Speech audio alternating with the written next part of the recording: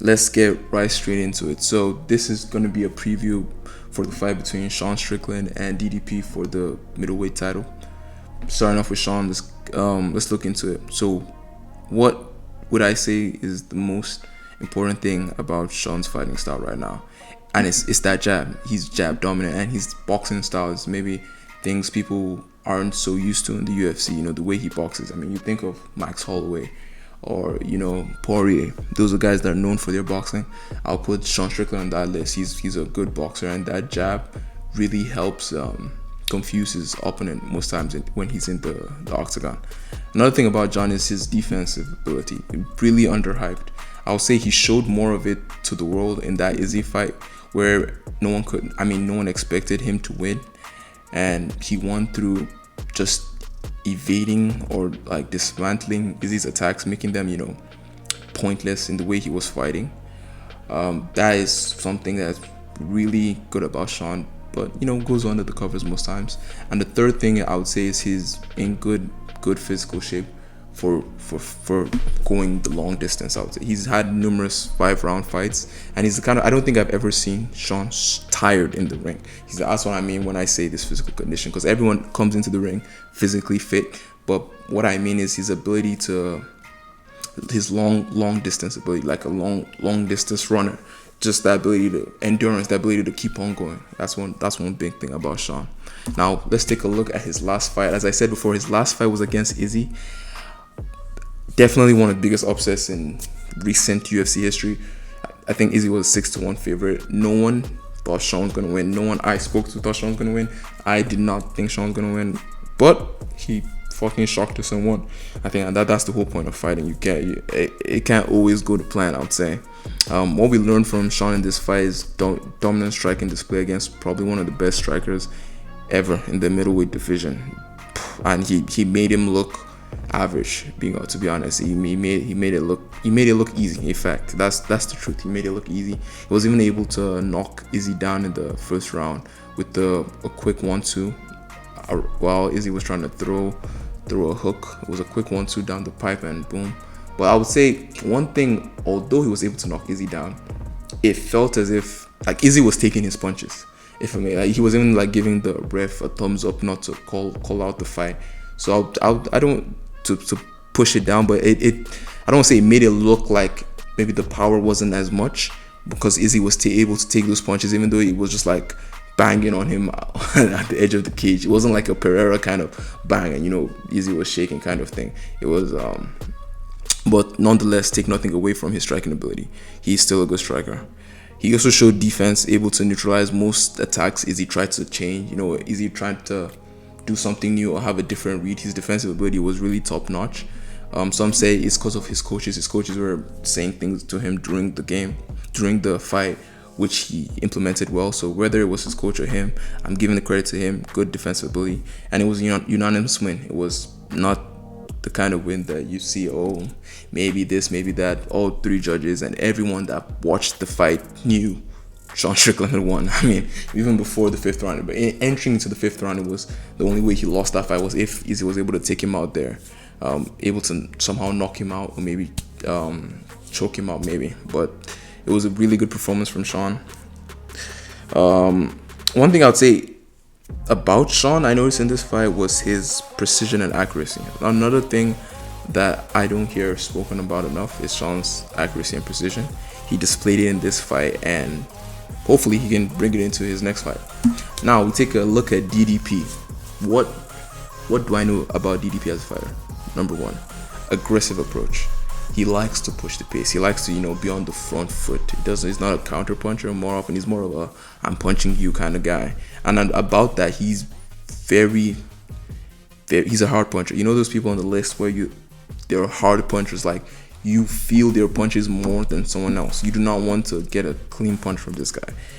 Even in his fight against Whitaker, that's his last fight we're going to talk about soon. You could feel the difference in his punches compared to Whitaker's punches. So I didn't put that up here, but it's something to know about Sean. About Dricus. He's a hard puncher. Number two, he's a versatile striker. He's not just a boxing kind of style. It's not even really boxing. It's punches, kicks, knees, and elbows. Effectively, he's He's a versatile striker, and that goes well with the third point, where he has a well-rounded skill set: striking, grappling, wrestling. I've seen him do all these things in the ring. I've seen him take out guys through wrestling, through choking them out. I've seen him strike guys, seen him grapple. He's a well-rounded fighter. He's the kind of fighter you want in the UFC. I mean, this is the best of the best. So that the points go to Dricus for that. Another thing about Dricus, looking down at him, I think he averages like one knockdown every match on average, which is, you might think that's small, but I feel like the average UFC fighter is probably like 0.5, 0.6. He averages 1, so 1 point something. So it's on. He's a hard puncher. Let's just put it that way. He's a hard puncher. Now, looking at his last fight, like Sean, this was a big fight because at the time, the winner of this fight was going to fight Izzy again for the title. This one, Izzy still had the title, so it was a big fight. I would say Robert Whittaker wanted to win this fight. People say, oh yeah, Whittaker didn't really care. Like, he came in, soft, since he's already lost to Izzy twice. But even though he's lost to Izzy twice, you can't tell me he came in here wanting to lose to DDP. Like, this is not an Izzy. This is against a different person. You want to keep your resume good. You don't want to go in a fight that you think you're going to lose. So I push all credit to DDP and what he was able to do in that fight. It was a second round TKO.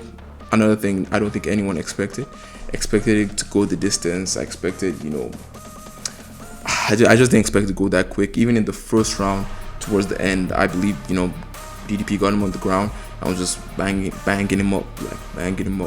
And I think he got him bleeding and stuff. And it was nice to watch, but unexpected. I would say unexpected. Another big thing in this fight we got from this was DDP's mindset. I would say, because I didn't even know this, but he had a foot injury. We found this out after the fight, or I found this out after the fight. And if you watch that fight, I promise you would not even think he has a foot injury, because you would not even think it. He made it seem like he was not injured, which you could say was a good poker face, or you could say, it goes down to, mental toughness and being able to fight through the pain. I have to give that to DDP on his side. Now, let's take a look at both these fighters head to head. In terms of their records, both good records, 28-5, 20-2. 6'1", 76 inches, no real advantage there in reach. From their win by percentages, though, you can see what kind of fighters these guys are. As I told you, before, Dricus, a well-rounded fighter, 50% submissions, 45% TKOs. You see how his fights mostly end. And for Sean, you can clearly see he's more dominant on the TKO, KO kind of wins, and then decision. He knows how to win a decision fight. Now, that being said, does not mean Dricus does not know how to win a decision fight. It's just props to Sean that we know he knows how to fight and win rounds, basically. There are these fighters that can fight and at any moment they can take you out, but then they're losing rounds, kind of. Sean isn't really that kind of fighter. He knows how to fight and win rounds. One thing I can say about this fight, it should be fireworks. I mean, we say this a lot of times, but this fight should be fireworks. A lot of heat during the last fight, where they had a scruffle during the last UFC fight. You see them. They have, I won't say they have personal problems, but they've said a lot of personal shit in the press conferences, which always makes a fight interesting. And we'll take the next step. Finally, we're just gonna look at keys to victory for each fighter. Now, taking a look at Sean. What do I believe Sean needs to prioritize to win this fight? His jab and straight punches. Most fighters, they love the hook, and the hook is more powerful, of course, than the jab and the straight punch. But the jab and the straight punch are quicker to the target, if that makes sense, depending on where you are. I think that's how he knocked down Izzy. I probably said just through the 1-2 punches. I would say he should focus on that. Use his jab and straight punches to his advantage. He should push the pace. DDP is also a fighter that likes to push the pace, likes an aggressive fight. For Sean to get victory, you don't want him DDP to think, since DDP has versatile striking ability. You want Sean to push the pace, but with focus, not just going forward for going forward's sake. You want to go forward with a plan, with an objective, and stay focused on the fight, kind of. And thirdly, I would say he should focus on having good takedown defense. Now, I'm not saying Sean isn't good on the ground, because he's shown before that he is good on the ground, just not It's just not something you think of when you think of Sean Strickland. When you think of Sean Strickland, you're thinking of boxing mostly. You're thinking of a boxing style. And in order, just because of that, I would give DDP the edge. So for Sean, I would say he should focus on that good takedown defense. He's displayed it before, just needs to display it again. Try and take this fight while standing. Let's not go to the ground, because I believe he's really good on the ground while standing. So there's no point going to the ground. Now on the other side, looking at DDP, what are the keys to victory for DDP? Number one, make that power felt. As I said before, he's a hard puncher. Sean has been in that ring with hard punches.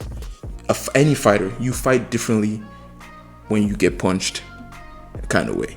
So the Mike Tyson saying, there's a game plan until you get punched. Yes, and now that game plan changes even more if you get punched by a hard hitter, like a Pereira. And I'm not saying DDP is a Pereira, but I'm saying he's that kind of puncher. He's known for hard punches. You feel the difference without even fighting him in the ring. He should make sure Sean feels that difference, and that's going to change Sean's approach. Number two, he should use the mix approach. He shouldn't try and make this a striking battle. Since Sean is good at striking, he should be ready to go to the ground, try and take him. He goes into the third point, try and take him down, go to the ground, use knees, use kicks, use elbows, use different things, just making Sean, don't be like a one-trick pony. Make Sean think, make Sean, flinch, kind of thing. That's what DDP needs to do to get his victory. Now overall, exciting fight. I'm looking forward to watching this fight. Really, it's really on a knife edge who wins this fight. To me, it's like I can see both fighters walking out at the end of the day with the belt. And that's what makes us love the game, man. That's what makes us love the game. So looking forward to hear your thoughts before or after the fight. Might do a video after, not too sure, but yeah. Anyways, looking forward to hear your thoughts. Thanks.